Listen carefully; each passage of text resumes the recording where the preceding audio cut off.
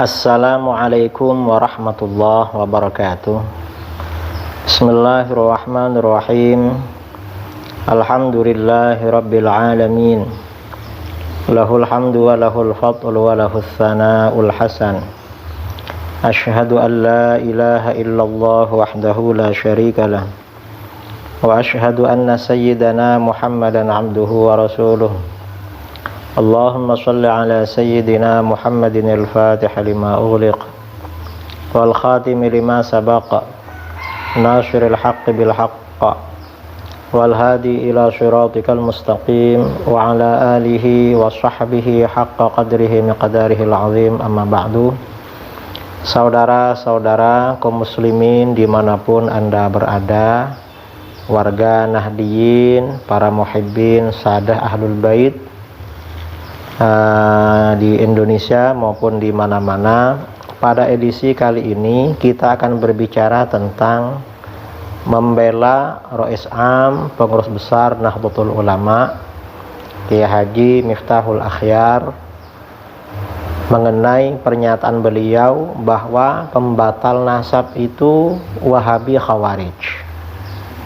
Ini yang akan kita syarahi, akan kita uraikan.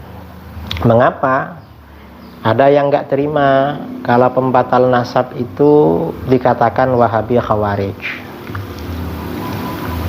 Sebenarnya ya ada kesamaan ya antara pembatal nasab dengan Wahabi Khawarij, itu sama, banyak kesamaan. Apa? Dalam literatur Islam ada kelompok yang namanya Naswibi atau Naswibah dan atau Nawasib. Apa ini? Naswibi, Naswibah, Nawasib. Kelompok ini adalah kelompok yang membenci Ahlul Bait, keluarga Nabi SAW. Jadi kelompok yang benci keluarga Nabi ini namanya Naswibi, Naswibah atau Nawasib, dari akar kata yang sama. Kelompok Naswibi pertama dan paling ekstrim adalah kaum Khawarij yang mengkafirkan Sayyidina Ali radhiyallahu an dan anak cucunya, dan bahkan memerangi dan membunuh beliau.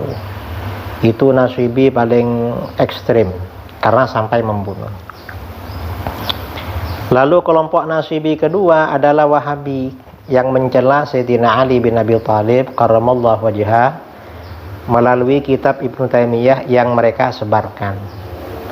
Jadi Wahabi ini termasuk Naswibi karena mencela Sayyidina Ali di dalam kitab Minhajus Sunnah An-Nabawiyah fi Naqdi Kalami Syiah wal Qadariyah karangan Syekh Ibnu Taimiyah. Wahabi menyebarkan itu. Pengikut Wahabi juga dikenal pembenci Ahlul Bait dan selalu mentasykik, menanamkan keraguan-raguan tentang nasab sada Ahlul Bait yang ada sekarang. Ini Wahabi. Kemudian apa kesamaan pembatal nasab dengan Wahabi Khawarij?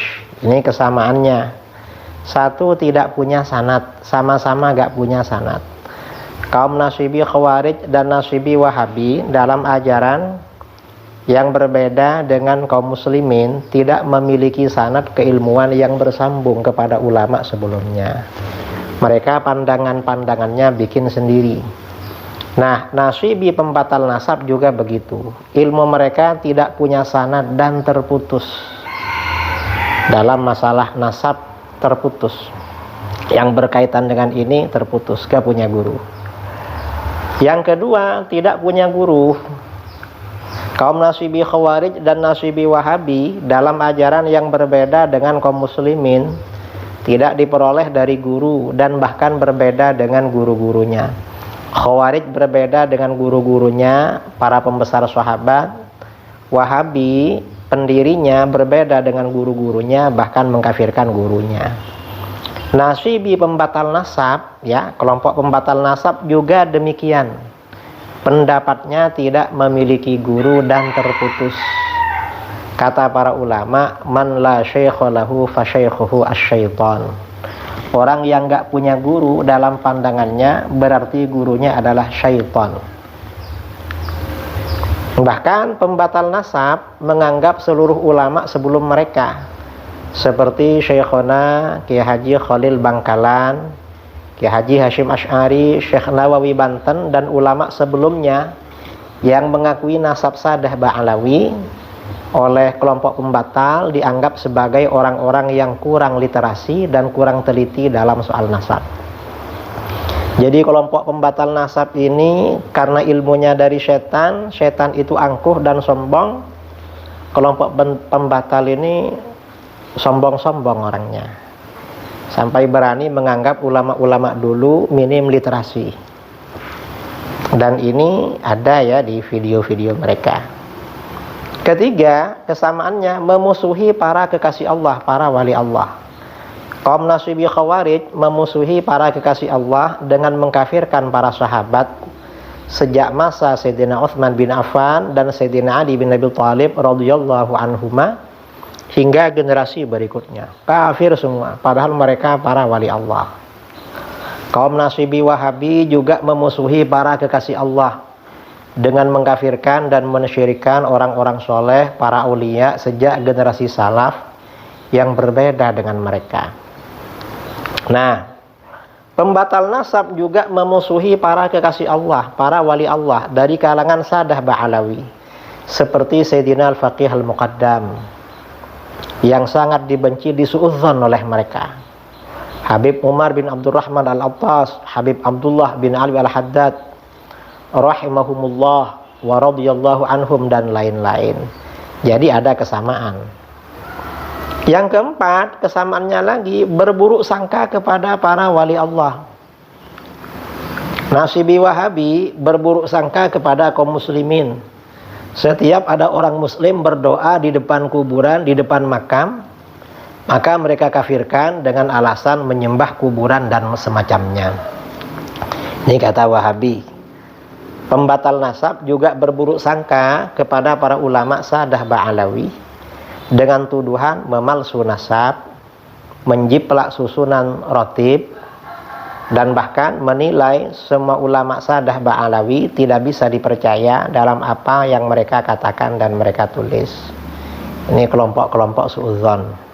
Nah, kemudian ini dalil ya, bahwa Nasibi pembenci Ahlul Bait itu munafik. Mereka ini orang-orang munafik. Dalilnya mana? An Ummi Salamah radhiyallahu anha qalat, kana Rasulullah sallallahu alaihi wasallam yaqul, la yuhibbu aliyan munafiqun wa la yabghaduhu mu'minun. Rawahu Tirmidzi wa Abu Ya'la wa Tabrani fil Kabir wa ghairuhum, wa qala Tirmidzi hasanun gharib. Ini hadis hasan. Ummu Salamah radhiyallahu anha berkata, Rasulullah sallallahu alaihi wasallam bersabda, tidak akan mencintai Ali seorang munafik dan tidak akan membencinya seorang mukmin. Nasibi ini benci Sayyidina Ali, berarti mereka munafik. Kalau ahlu sunnah kita cinta Sayyidina Ali, insyaallah kita mukmin. Ini an Abi Sa'id Al-Khudri radhiyallahu an qala, inna kunna la na'riful munafiqin nahnu ma'syaral ansar bi bughdihim Ali ibn Abi Thalib. Rawahu Tirmidzi wa Abu Nuaim fil Hilyah. Abu Sa'id Al-Khudri radhiyallahu an berkata, sesungguhnya kami kaum Ansar akan mengenali orang-orang munafik dengan kebencian mereka kepada Ali bin Abi Thalib. Kalau sudah benci kepada Sayyidina Ali, itu biasanya orang munafik, itu nggak bisa dipercaya, pembohong. An Ali radhiyallahu an qal, wallazi falaqal habbah wa bara'an nasamah, innahu la ahdun nabiyil ummi sallallahu alaihi wasallam alla yuhibbani illa mu'min wa la yubghidani illa munafiq. Rawahu Muslim. Ali radhiyallahu an berkata, demi yang membelah biji dan menciptakan jiwa, sesungguhnya janji Nabi yang ummi sallallahu alaihi wasallam kepadaku bahwa tidak akan mencintaiku kecuali seorang mukmin dan tidak akan membenciku seorang munafik. Hadis riwayat Muslim. Artinya benci Sayyidina Ali secara khusus itu berarti munafik. Kalau secara umum bagaimana? Anil Abbas radhiyallahu an qala qala Rasulullah sallallahu alaihi wasallam lahu, walladzi nafsi biyadihi la yadkhulu qalba imri'in al-iman hatta yuhibbakum lillah wa liqarabati Haditsun sahih rawahu Tirmidzi wan Nasa'i fil Kubra wa ghairuhuma. Abbas radhiyallahu an berkata, Rasulullah sallallahu alaihi wasallam bersabda, demi Dia yang jiwaku berada pada kekuasaannya, keimanan tidak akan memasuki hati seseorang sehingga mencintai kalian ahlul bait karena Allah dan karena kerabatku. Jadi orang walaupun ngaku Islam tapi benci ahlul bait, keimanan tidak masuk. Kalau tidak masuk berarti bagaimana? Berarti munafik dia, karena Islamnya luar-luar aja, gak masuk. Ini hadis ya.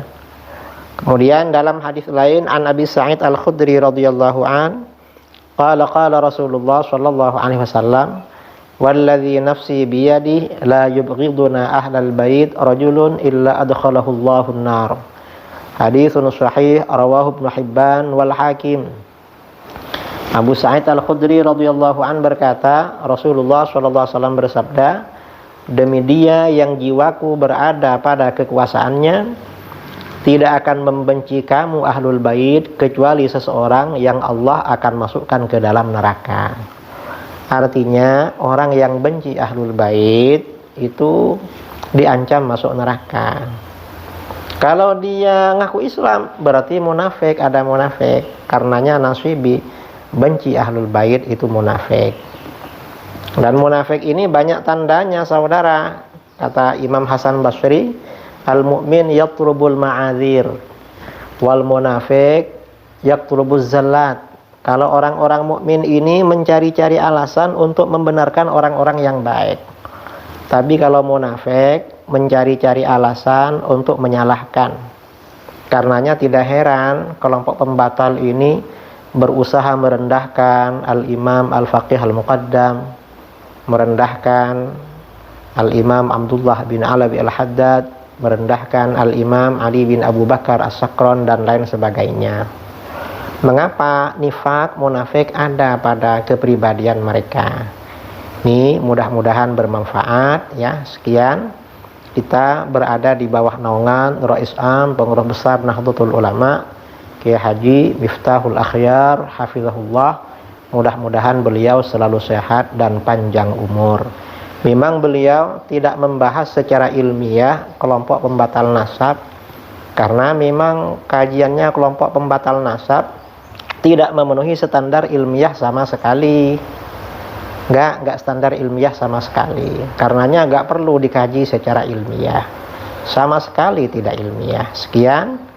Wabillahi taufiq wal hidayah. Assalamualaikum warahmatullahi wabarakatuh.